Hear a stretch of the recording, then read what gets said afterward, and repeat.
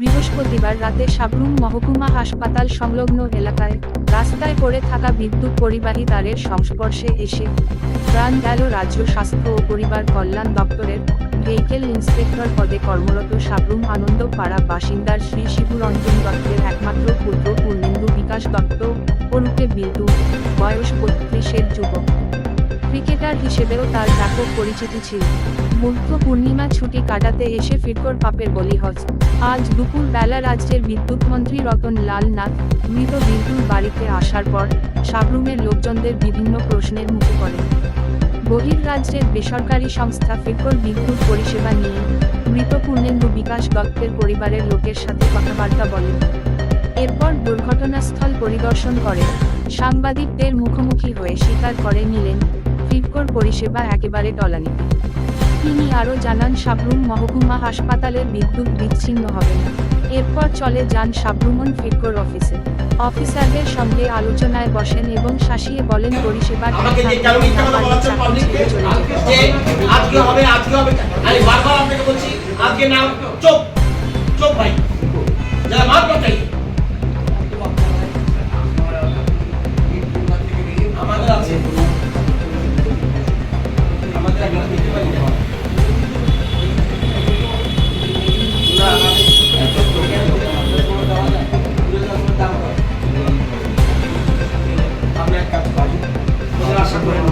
আমি বাইরে ফেলাম কিন্তু ভাই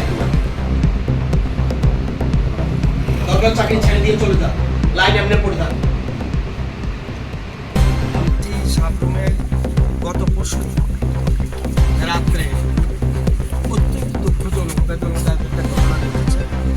ইয়াং ছেলে ইঞ্জিনিয়ার এবং স্বাস্থ্য দপ্তরের রাজ্যের মেইন জায়গাতে ওনার গোষ্ঠী, যেহেতু শরীর রবিবার ছুটি, এগুলো ছুটিতে এসেছে। এখানে এসে বাড়ি যাওয়ার পথে, টাউন থেকে বাড়ি যাওয়ার পথে এখানে যে বিদ্যুতের তার, সেটা বৃষ্টি সামান্য হয়েছিল, কিন্তু তারটা ছিঁড়ে যাওয়ার পরে পরবর্তী সময় এই তারটাতে কারেন্ট আছে না না আছে এটা তৈরি না করেই বন্ধ হয়েছে, আবার চালু করেছে, বন্ধ হয়েছে, চালু করেছে। এই যে গ্যাপের সময় কারেন্টটা চালু অবস্থায় তারটা ছিঁড়ে রয়েছে।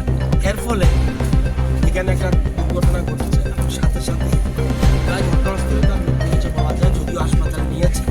কিন্তু আমার মনে হয় ঘটনাস্থলে যদিও হাসপাতাল কর্তৃপক্ষ এটা অত্যন্ত বেদনাদায়ক, অত্যন্ত দুঃখজনক। এবং